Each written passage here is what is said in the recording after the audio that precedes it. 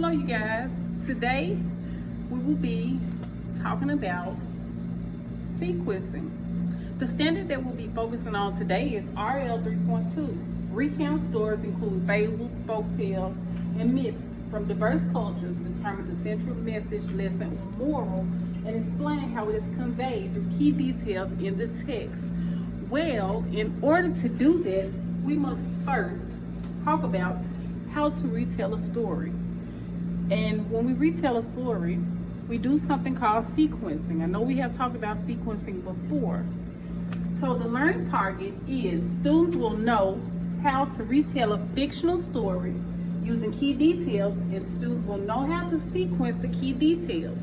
Sequence means what? That's our vocabulary for today. Sequence, the order in which things happen. So we know when we are reading our different stories, our fictional stories, they have plots, right? Which mean what's going on, the plot, the happening of the story, really. Okay, so the sequence helps us to see how the plot develops. Okay. Now, let's look at we have a picture that we're gonna practice sequencing with you guys. I know you guys, every morning we sequence when we get to school, right? We come in, we unpack, we eat breakfast, and then we start our day. Well, that's an example of things happening in a certain order, which means sequencing. Let's look at the pictures, you guys. I've already labeled the order in which they happen, but we're going to discuss each picture. The first picture, number one, he woke up. We can tell he woke up because he's stretching, and we see the sun rising in the back. What happened next? Well, he went to the kitchen and he had breakfast, right? He's sitting at the table, he's eating a little breakfast. What happened after that? Then, the school bus came to pick him up. Where did the school bus take him? It took him to school, number 4. After school, what happened? Number 5, the school bus dropped him off. Then when the school bus dropped him off, what did he have to do when he got home? Number 6, he had to do homework. That's an example of sequencing. So if I was to tell the story about his day, I would call him Paul. I would say Paul woke up. Then he ate breakfast. Wait, okay, we're gonna start. I'm gonna use these transitional terms as I talk about Paul's story, okay? First, Paul woke up. Next, he ate breakfast. Then, the school bus came and picked him up to take him to school. After that, Paul left school on the school bus and went home. When he got home, lastly, Paul had to do homework when he got home. That's how we sequence, okay? You use these sequence words when you're sequencing: first, next, then, last, okay? Those help us to know the order in which things happen in a story. So I have a story called The Lion and the Mouse, okay? Now what we're going to do is we're going to read our story and we're going to sequence some events in the story so that we'll know when they happen by first, next, then, and last, okay? So let me go ahead and now read the little snippet or the little part from the story. It says, a lion lay asleep in the forest, his great head resting on his paws. A timid little mouse came upon him unexpectedly, and in her fright and haste to get away, ran across the lion's nose. Roused from his nap, the lion laid his huge paw angrily on the tiny creature to kill her.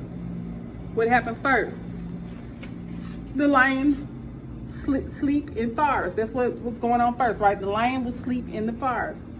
What happened next? A mouse came upon the lion. What happened after that? Then the mouse ran across the lion's nose. What happened at the end? Last, the lion woke up, right? What did he do when he woke up? He placed his paw angrily on the tiny creature to kill her, okay? So the lion woke up and he put his paw on the mouse.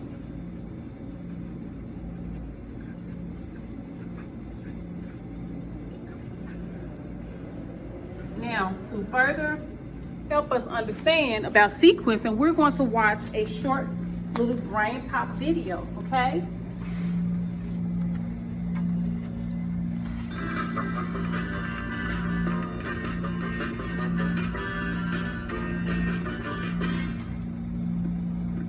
You should read this book next, Moby. It's called Superbot and the Art Thief. I love this book because the plot is really exciting. A plot is all the events that happen in a story. Events in a story occur in a certain order. What is sequence? Sequence is the order in which things happen or are described. Uh-oh. Somebody is up to no good. To hatch her latest plan, the evil Dr. M breaks into the art museum. Then, she steals the most famous painting in the world.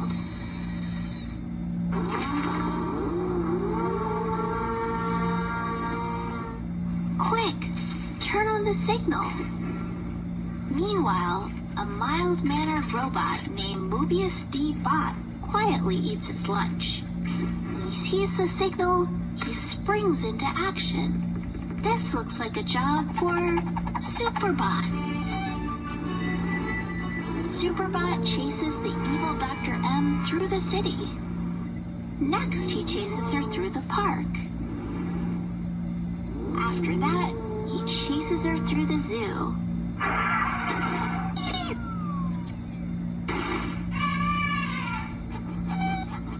The evil Dr. M gets away, but Superbot doesn't give up easily.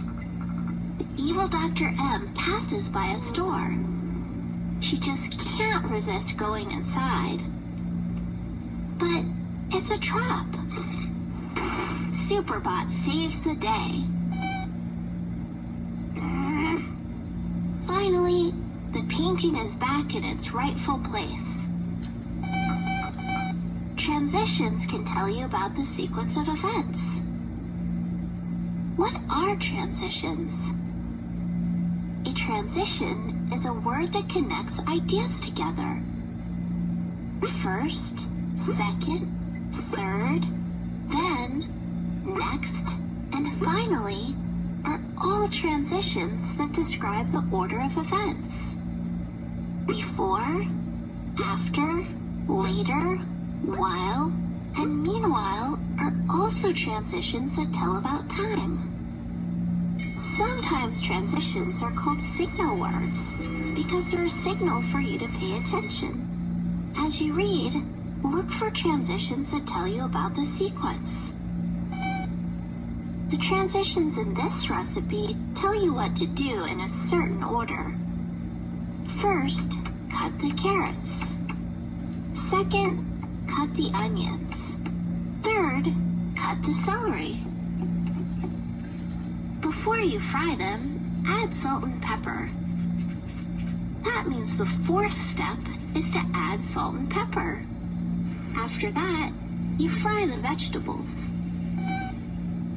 How can you take notes on the sequence of events? It's helpful to take notes on the sequence in a graphic organizer. I'm going to use these notes later to help me write a book report. In nonfiction writing, there might be dates and times that tell you when important events happened. You can make a timeline to help keep track of them. Informational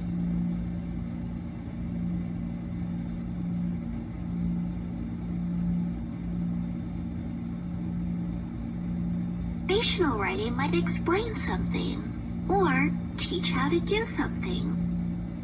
You can make a flow chart to help you keep track of all the steps. It's a chart that shows what to do first, second, third, and so on. Sometimes the order of events isn't so clear. How can you make inferences about the sequence of events? When you infer, you use what you know or see to come up with an idea. As you read, Use clues to make inferences about the sequence. After the evil Dr. M escaped, All right, you guys, so as we learned in the video, we learned about sequencing and the plot. And she talked about those signal words, those transition words. We also call them sequence words that let us know when things happen. We talk about those words up here, signal words, first, next, then, and last. Those are examples of our signal words, okay? Now, in order to make sure that, how I would guide my students through the we do portion is, we would work through a few of the sequencing questions together, and then students will work on them individually. Now, how I will be able to check students' understanding and get my feedback in the moment is I will be going around to each student as they are working through the problems, as they are working through the sequencing questions individually and seeing where they have trouble at. Now, some of my students will be already grouped in lower groups, on level, and higher groups. And that's how I can find out where their struggle is. They will be working individually, but they still will be in groups. And that's how I will measure their growth and how I can give feedback to help them.